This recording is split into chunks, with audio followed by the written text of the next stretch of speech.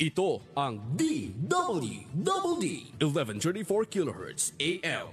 Balita, impormasyon at musika. Ito ang DWDD AFP Radio. Boses ng Kawal Pilipino.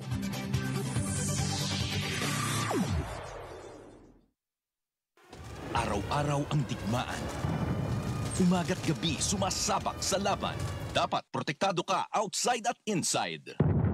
Immune Advance contains 4 active ingredients gaya ng lagundi, malunggay, non-acidic vitamin C at zinc. Tulong pampatibay resistensya para tulong proteksyon. Isama pa ang proper diet at exercise. Para katawan ay handa, Immune Advance helps support a healthy immune system. Immune Advance ang sandata. No approved therapeutic claims. Ang Immune Advance ay hindi gamot at hindi dapat gamiting panggamot sa anumang uri ng sakit. Available in Shopee, Lazada, and other leading drugstores.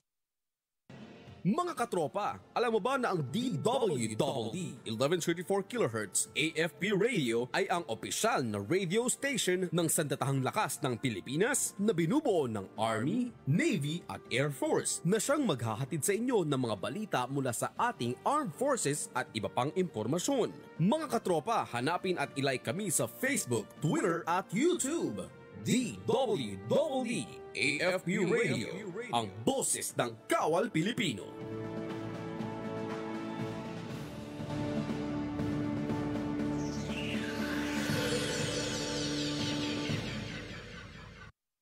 Kayo ay nakatutok sa DWDD AFP Radio.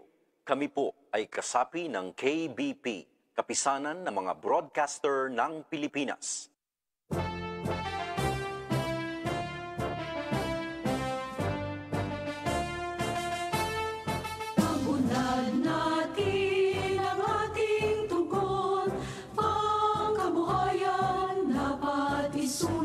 Kababayan kong handang tumulong ngayon, bukas at habang panahon. Tayo'y magkaisa sa diwa at gawa, laging isa-isip itong ating bansa.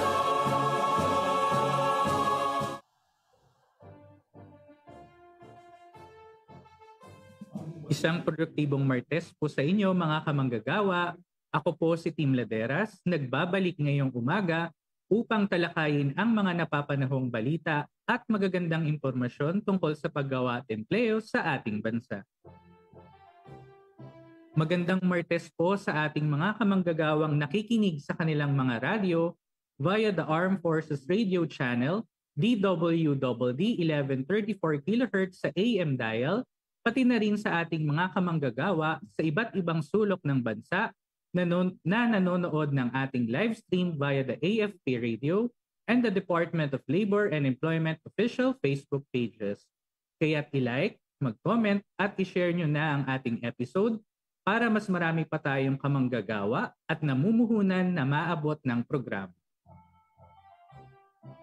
Noong nakarang linggo nga po ay ipinagdiwang natin ang ikalawang 29 na anniversary o 89th founding anniversary ng DOLE sa temang kahapon, ngayon at sa habang panahon, kaagapay ng bayan sa pagbangon.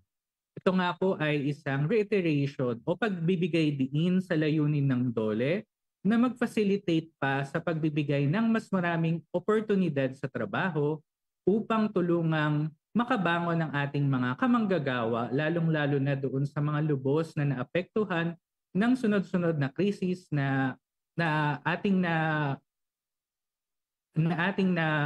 pagdaanan nitong mga nakalipas na mga panahon. Kaya naman, tuloy-tuloy pa rin po ang ating paghahatid ng impormasyon tungkol sa mga serbisyong handog ng Department of Labor and Employment sa inyong mga kamanggagawa. At ngayon nga pong umaga, pag-uusapan natin ang isa pang programa ng DOLE para naman sa industriya ng transportasyon. Alam naman natin na talagang malaki ang naging epekto nitong nakaraang pandemya sa ating transportation sector. O bukod dito sa transportation sector, yung tourism sector natin talagang binuboost din natin para makabawi sa naging epekto ng pandemya. At kasama naman din dito sa transportation sector ay ang ating mga jeepney drivers, bus drivers, mga konduktor at iba pa. At dahil nga dyan, inilunsad ng DOLE ang Entrepreneur Program. At yan nga po ang pag-uusapan natin kasama si DOLE National Capital Region, Assistant Regional Director, Attorney Jude Thomas Trevilla, maya-maya lamang sa ikalawang parte ng ating programa. Bago yan, mag-good news muna tayo.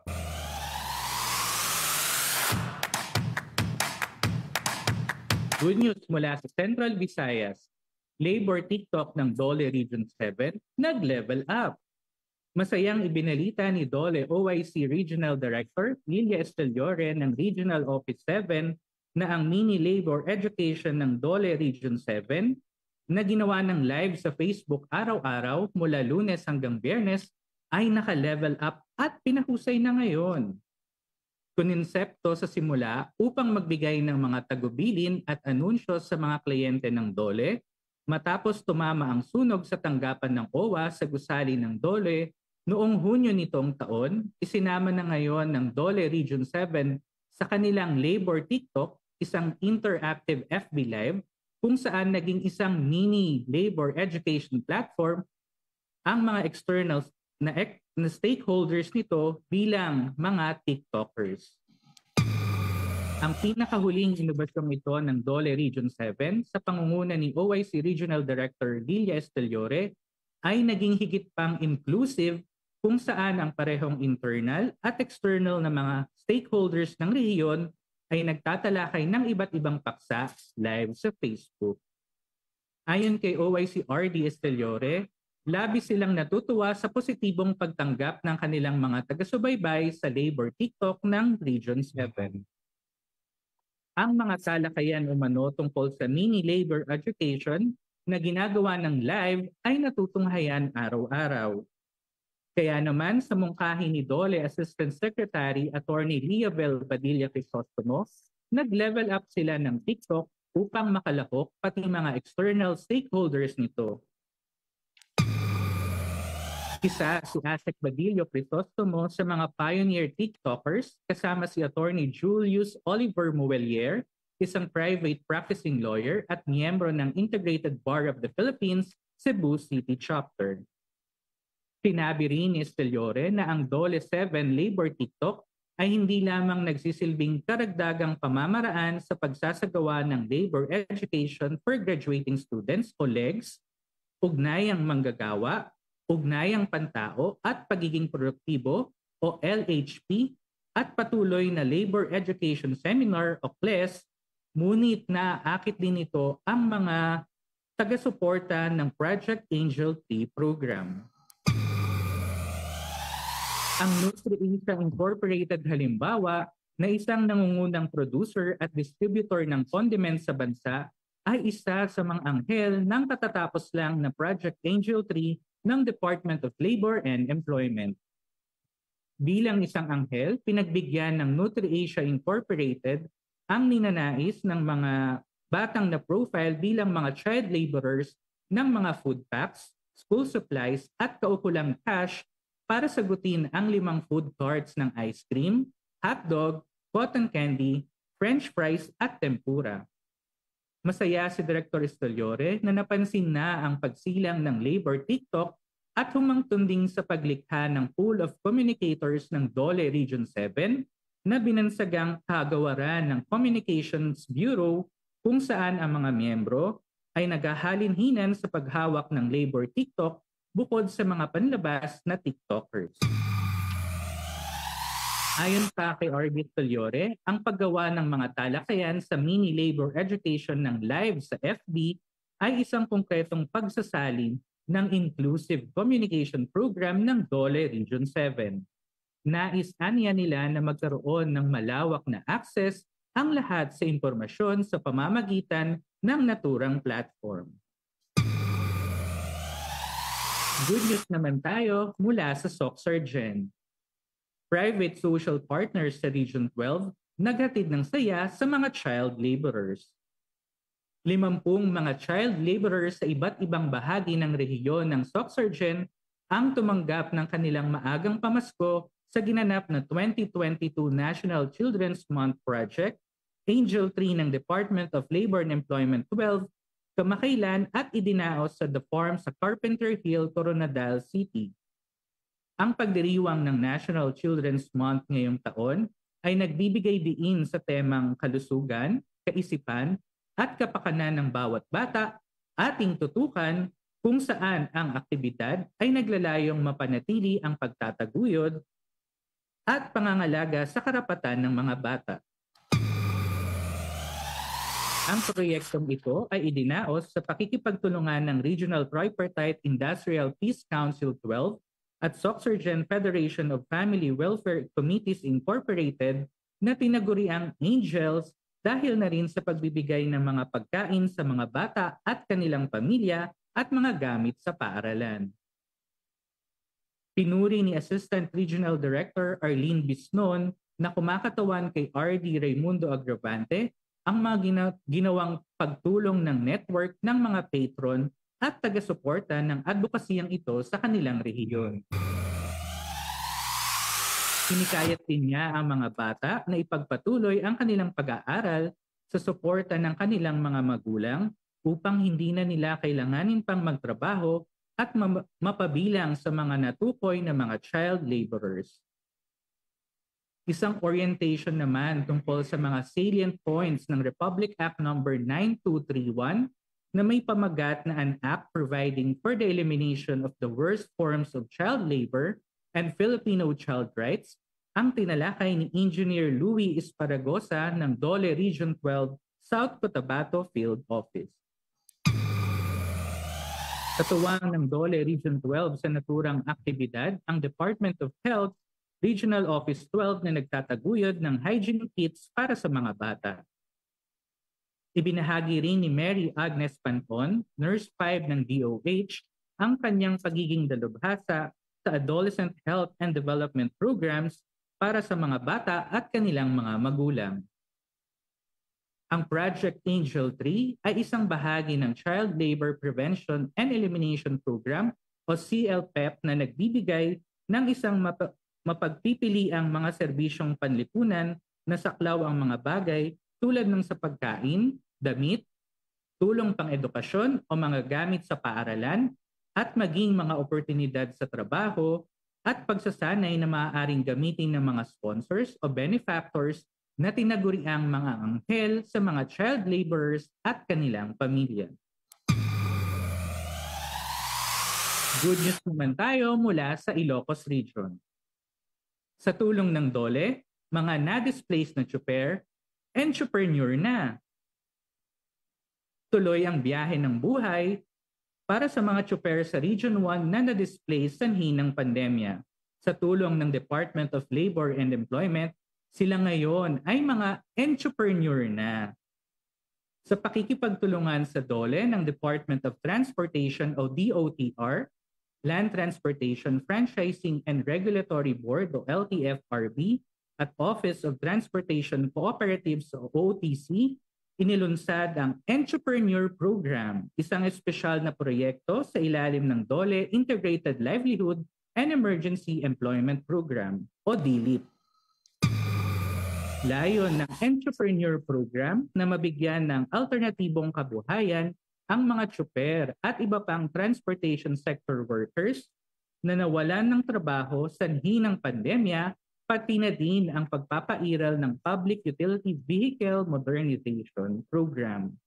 Sa Region 1, nasa higit 100 displaced transport sector workers na ang tumanggap ng kanilang livelihood starter kits mula sa DOLE Region 1.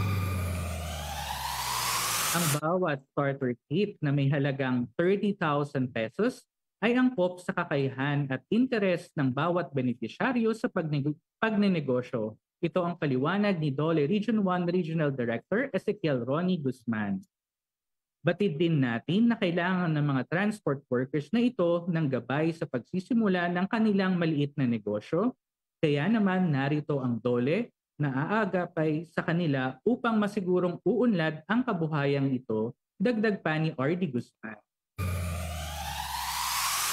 Sa Ilocos Sur, 28 benepisyaryo ang tumanggap ng starter kits para sa sari-sari store at frozen food retail projects. Sila ay mula sa mga bayan ng Alilem, Santa Lucia, Santa Catalina, Tagudin, Santa Lucia, Santa Cruz, Santiago, Sugpon, Salcedo at Candon City. Sa La Union, goat racing livelihood naman ang iginawad sa 54 na benepisyaryo mula sa mga bayan ng Aringay, San Gabriel, Sudipen, Luna, Nagilian, San Juan, Bacnotan at Santol. Sari-sari store naman ang para sa mga beneficiaries sa San Fernando City. Sa Central Pangasinan, pagbebenta naman ng bigas ang napiling negosyo ng 19 na displaced transport workers mula sa Dagupan City, Santa Barbara, Calasiao, Malasiki at Mangaldan. Kasama ng DOLE sa pamimigay ng tulong sa mga displaced transport workers ang mga kawani ng LTFRB sa pamumuno ni RD Ahmed Quezon, mga local officials at PESO managers. Mayroon pang nasa 160 na benepisyaryo nitong entrepreneur program ang nakatakdang tatanggap ng kanilang livelihood starter kits mula sa DOLE Region 1 bago matapos ang taon. At yan,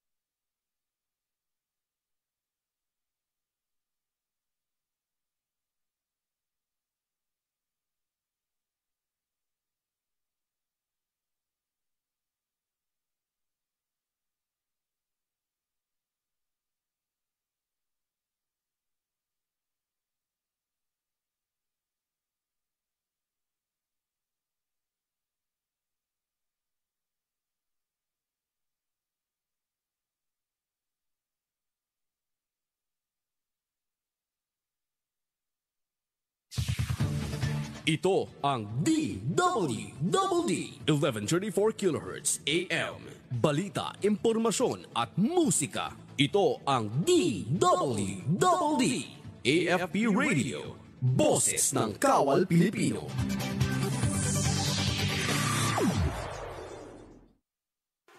Araw-araw ang digmaan.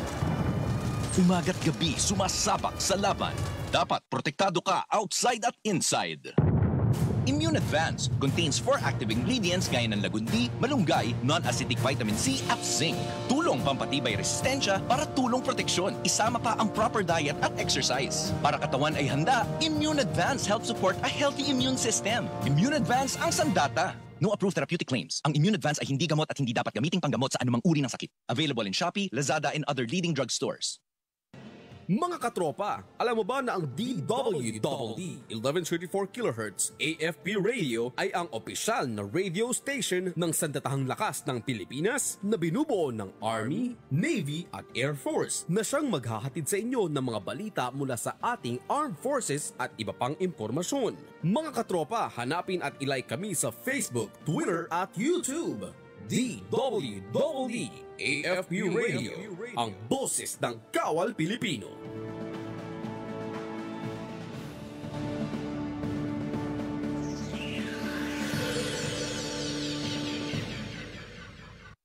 Kayo ay nakatutok sa DWD AFP Radio. Kami po ay kasapi ng KBP, Kapisanan ng mga Broadcaster ng Pilipinas. What is the Special Program for Employment of Students and how to qualify for the program?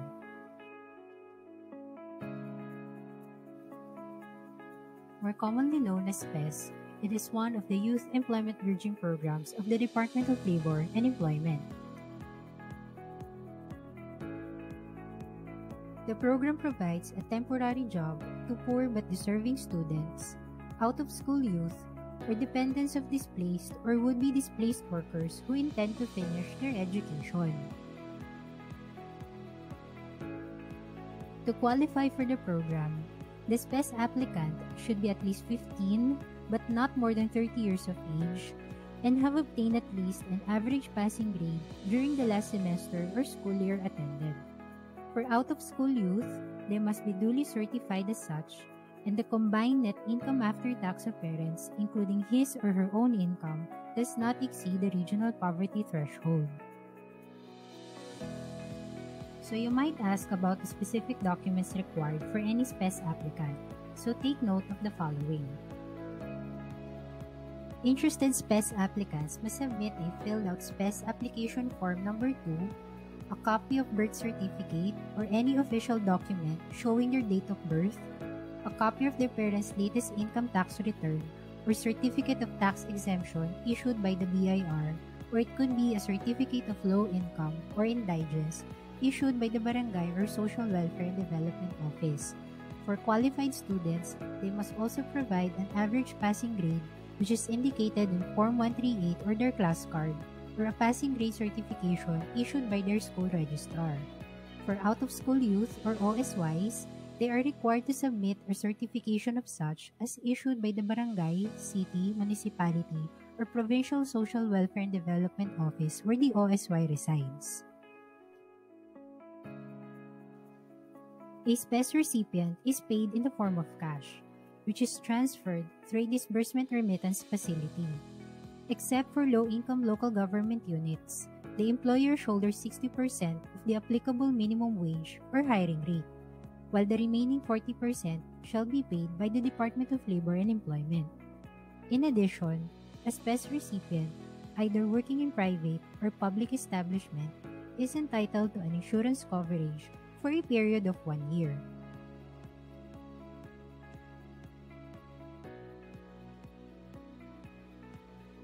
Interested SPES applicants may contact the nearest Public Employment Service Office or DOLE Regional or Field Office in your area for further assistance and guidance.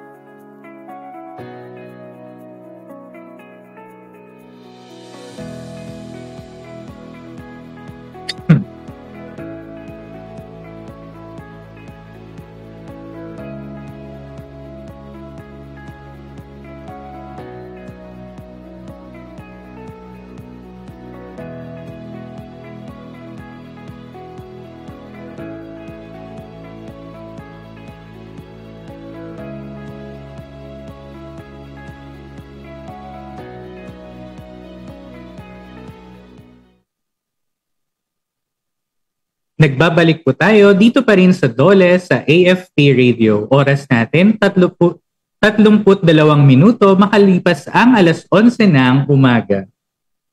Isa nga ang industriya ng transportasyon sa mga lubhang naapektuhang industriya ng COVID-19 pandemic. Kaya naman, ang DOLE ay naglunsad ng programang tutugon sa kawalan ng trabaho at oportunidad sa sektor na ito. At ito nga ay ang DOLE Entrepreneur Program. Ito po ang ating pag-uusapan ngayong umaga kasama si DOLE NCR Assistant Regional Director, Attorney Jude Thomas Trevilla. Magandang umaga po, ARD Jude.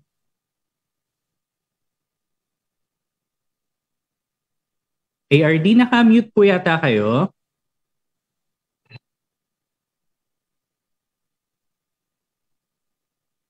Good morning, ARD Jude. Naka-mute po yata kayo, ARD. Hello! Hello po, ARD. Si Tim po ito at welcome back dito sa DOLE sa AFP Radio. Good morning po. Pasensya na, medyo matanda na tayo. Ay, no problem po dyan, ARD Jude. Good morning po sa lahat ng tagapakinig nyo, sa mga kasama natin sa DOLE nationwide. Sa mga fans po ni Sir Tim at saka ni Ma'am Carla, good morning po sa ating lahat. Siyempre po kasama na rin yung fans nyo, ARD Jude. Kasama ko na dito si Ma'am Hershey. Apo. Ang ARD Jude, no, pag-uusapan natin yung isa nating bagong programa with DOTR, ang Entrepreneur Program. So napahapyawan na po natin siya kanina, pero para sa mga kamanggagawa nating kaka-tune in lang sa kanilang mga radyo at kakapanood lang sa ating live stream. Ano po ba yung layunin nitong programa at paano po ba nabuo itong entrepreneur program, ARD Jude? Entrepreneur, it's a mouthful, ano? Opo. Itong parang we can consider this as a social safety net program, ano. Okay. Tinitingnan po natin yung mga naapektuhan ng modernization ng mga PUVs natin, public utility vehicles. Lalo na rin yung ito yung mga nasa transport sector, at saka yung mga naapektuhan sa transport sector ng COVID-19. So, ang Department of Transportation, kasama na dyan yung LTFRB at saka yung Office of Transportation Cooperatives, gumawa ng Memorandum of Agreement with the Department of Labor and Employment. Si dating Secretary Tugade at si dating Secretary natin, si Silvestre Bebot Bello, nagpirma sila ng Memorandum of Agreement na tutugon sa mga concerns ng mga naapektuhan nitong modernization ng mga PUVs at mga naapektuhan sa COVID-19 itong sa sektor nga ng transportasyon. Transportation. Opo. Nabanggit po ninyo, ARD, na nagkapirmahan po nung sa past administration. Sino naman po yung mga target beneficiaries nitong pinag-uusapan nating programa at ito din po ba ay for nationwide implementation, ARD? Ang mga po natin dito, mga beneficiaries ay yung nga nasa transportation sector, yung mga repair, yung mga kasama na yung mga operator, mga conductor, mga dispatcher, mekaniko, tsaka yung mga, ang sabi dito, allied workers siguro barker, tingnan natin. Tsaka yung mga membro ng yung sinabi ko kanina, Office of the Transportation Cooperatives, yung mga membro ko ng mga cooperatives na yun, pwede po silang ma-benefited dito sa entrepreneur program na ito. Ito ay nationwide din po ang implementation. As a matter of fact, itong bagong 2020 General Appropriations Act natin, meron daw nabalitaan ko na may 450 million yata ang bigay. Ito ay ang mabe-benefited po nito ay mga 14,000 beneficiaries. Napakaganda po nitong programa na ito. Maraming matutulungan na mga natamaan sa transportation sector. Opo, kakabilang na rin po dito, ARD, no, yung mga affected po ng modernization program na ipinapatupad ng gobyerno. Opo. ARD, Jude, nabanggit po ninyo na ito po bang 450 million initial allocation pa lang po para sa nasabing programa? Actually, pangalawa na. Yung initial noon, 200 yata yun eh. Okay po. 200 yun nung nagpirmahan sila, 200. Ito bago na for 2022 na po ito. Okay po. Susunod naman pong katanungan namin, ARD, ano naman po yung mga maaring matanggap na benepisyo ng lahat ng mga magko-qualify dito sa entrepreneur program? Bibigyan po natin sila ng working capital para sa kanilang kagamitan ng pangnegosyo. Ang meron yata 30,000 per individual. Yan yung pinaka 30,000 each po ito, ARD. Grupo naman sila, pag micro 15 to 25 members, 250,000. Pag small, yan yung kinukonsider natin na 26 to 50, 500,000 po. Pag medium sila, hanggang 1 million po ang nabibigay natin. Ito yung mga members nila 50 and above na members. Pagbibigyan din natin sila ng basic training, GSIS, micro-insurance at business advisory.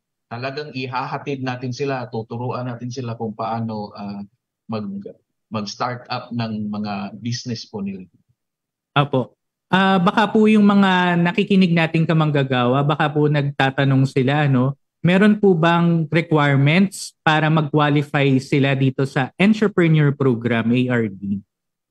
ang requirement lang maging membro sila ng transportation sector.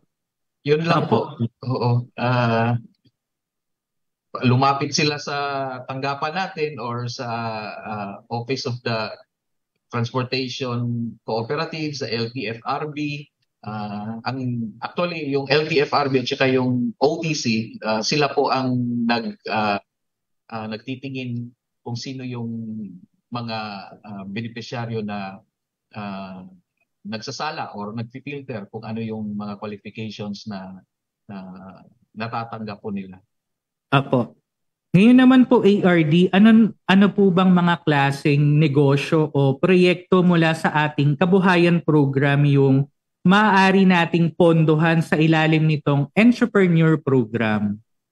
Napaka-varied po nito. Meron tayong Nego Card, opo.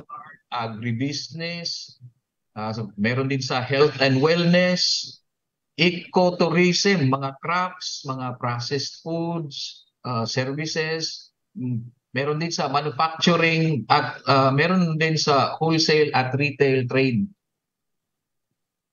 Opo, so talagang marami pong klaseng mga proyekto o livelihood yung maaari po nating bigyan ng pondo para sa mga magiging benepisyaryo nitong ating programa, ARD. Opo. Or pwede rin po ba silang mag-propose ng kanilang napipisil na livelihood program? Siguro titingnan natin kasi Apo. isa sa mga challenges natin dyan, kaya ba natin i-procure mga questions on the legality din.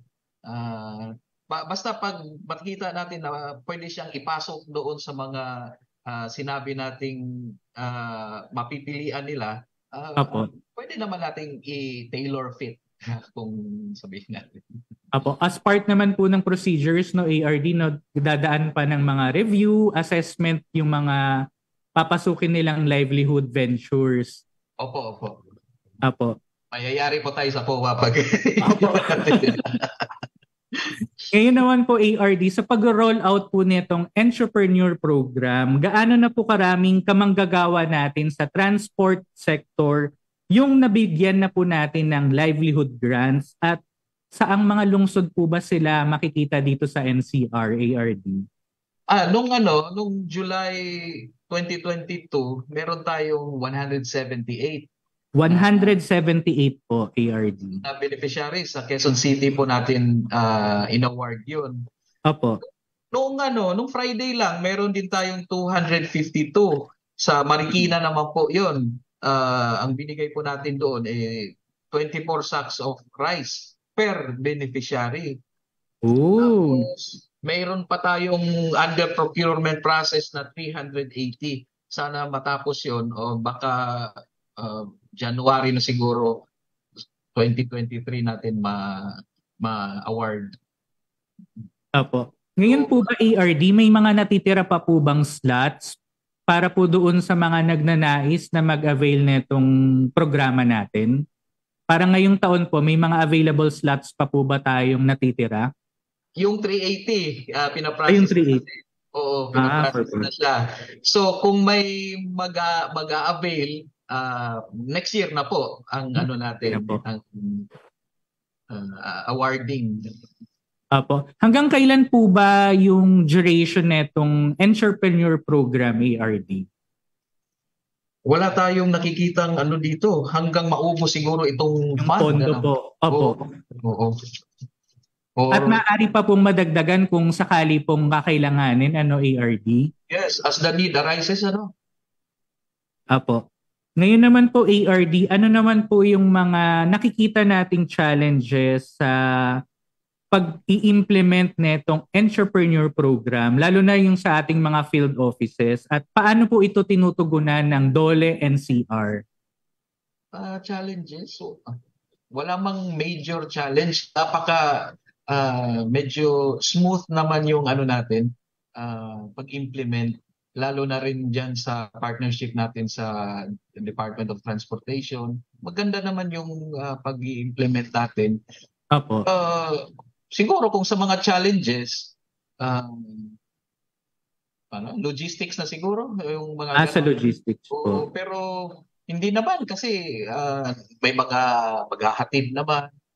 Pero kung ano man yung mga challenges na nararamdaman natin, na ano siya na-overcome siya doon sa benefit na nakikita natin na nakakatulong tayo sa mga kasama natin, kapwa Pilipino.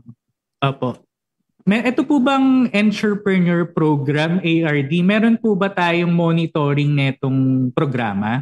Opo, may monitoring po tayo yan. Napaka-importante po yung monitoring natin. Actually, ang monitoring natin, kasi under to ng DILP, emergency employment.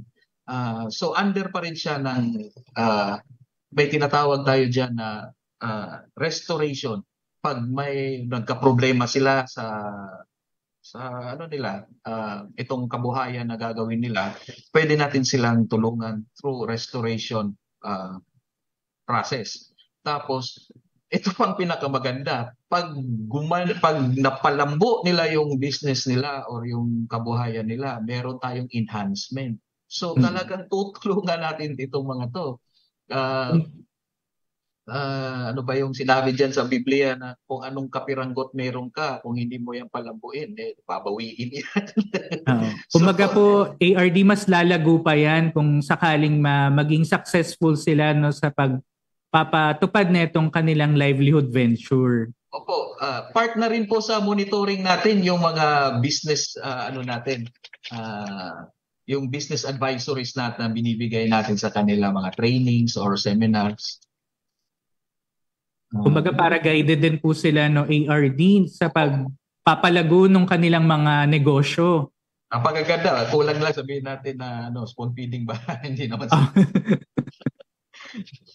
Opo, ngayon naman po ARD no, paano at saan po maaaring sumangguni yung mga nais po nating mga kamanggagawang mag-avail netong entrepreneur program? Paano po nila makokontak ang tanggapan ng DOLE NCR? Okay. So aside from LTFRB at OTC, pwede po sila sa mga field offices natin. Sa Kamanaba po, nandiyan po si Director Rowie. Sa Makati Pasay, nandiyan po si Director Olive. Sa Manila field office natin, nandiyan si Director Cora. Sa Monteparlas, nandiyan si Director June. Sa Papa Mamarisan, nandiyan si Director Beth. Sa Quezon City, nandiyan naman si Director Martin. Itong mga directors po natin, napakasipag po dito. Talagang pag may mga applications, talagang ini-entertain po natin sila agad. Ang mga offices po natin na to bukas 8 to 5, Mondays to Fridays. Tapos kung hindi naman sila makabisita, pwede po silang tumawag sa DOLE hotline natin, 1349. Para makatanong po sila kung anumang concerns o anong kailangan nila sa tungkol dito sa entrepreneur program. Apo. ARD, binibigay ko na po sa inyo yung pagkakataon na magbigay ng mensahe sa ating mga kamanggagawa, gayon din sa ating mga namumuhunan dito sa National Capital Region. Go ahead, ARD Jude. Sa ngalan po ng DOLE NCR Regional Director, aming beloved Attorney Sara Buena Esmerasol. Kasama na din po ang ating Assistant Regional Director na si Attorney Russell Halyurina. Kami po ay taus-pusong nagpapasalamat sa DOLE IPS, lalo-lalo na kay Sir Tim tsaka Ma'am Carla. Thank you po. Sa pagkakataon po maging panauhin dito sa DOLE AFP Radio upang mas mailapit namin ang mga programa at serbisyo ng ating kagawaran. Sa ating mga beneficiaries po at sa iba pang mga clients at stakeholders, maraming salamat sa inyong tiwala, suporta, at sa walang sawang pagtatangkilik sa mga inisyatibo ng DOLE. At makakaasa po kayo na patuloy ang aming serbisyo publiko sa bawat manggagawang Pilipino. Muli, maraming salamat at tuloy ang biyahe ng buhay. Yan, maraming salamat ARD Jude. Huwag po kayong magsasawang mag-guest dito sa ating programa para disseminate pa natin yung mga iba't iba pa nating programa para sa ating mga kamanggagawa. Muli, maraming salamat ARD Jude sa pagkakataon po at stay safe po. Regards po kay RD Mirasol at Ma'am Hershey. Maraming salamat. Okay, thank you po. Apo. At narinig po ninyo mga kamanggagawa ang tinig ni Dole NCR Assistant Regional Director, Attorney Jude Thomas Trivilla. Para po sa ating mga kamanggagawa dito sa NCR, maaari po kayong makipag-ugnayan sa Dole NCR Regional Office, pati na rin sa iba't ibang field offices ng Dole na malapit sa inyo. Puntahan lamang ang Dole NCR website through www.ncr.dole.gov.ph o di kaya'y mag-iwan ng mensahe sa Dole National Capital Region Facebook page. Para naman po sa ibang mga labor-related na tanong o kung may nais pa kayong malaman o ireklamo, bukas din po 24/7 ang Dole Hotline 1349. I-dial nyo lamang po yan sa inyong mga telepono. Maaari din kayong tumawag sa aming Dole mobile hotline number 0961-595-8439, Lunes hanggang Biyernes, alas 8 yan ng umaga hanggang alas 5 ng hapon. Maaari din po kayong mag-send ng email sa hotline 1349@dole.gov.ph o kaya ay mag-direct message sa aming Facebook page para sa inyong mga labor and employment concerns. Hanapin lamang syempre ang official at verified Facebook page ng Department of Labor and Employment. Syempre, ilike nyo na rin mga kamanggagawa ang ating FB page at mag-subscribe sa ating YouTube page para lagi kayong updated sa mga balita at programang hatid ng Dole para sa inyo. At isa na naman pong episode ang ating napagsamahan mga kamanggagawa. Sa susunod na Martes, isa na namang programa o Pulisiya ng Dole ang ating tatalakayin dito pa rin sa Armed Forces Radio, DWDD 1134 kHz at Dole Official Facebook. Sa ngalan ng aking mga kasamahan sa Dole Information and Publication Service at syempre sa tulong ng Armed Forces of the Philippines, ako pong muli si Tim Laderas.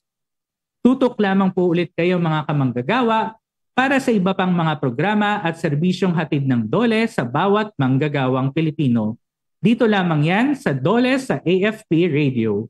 Oras natin, 51 minuto makalipas ang alas 11 ng umaga.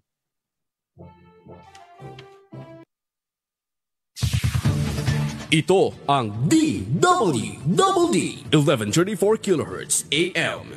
Balita, impormasyon at musika. Ito ang DWDD AFP Radio. Boses ng Kawal Pilipino.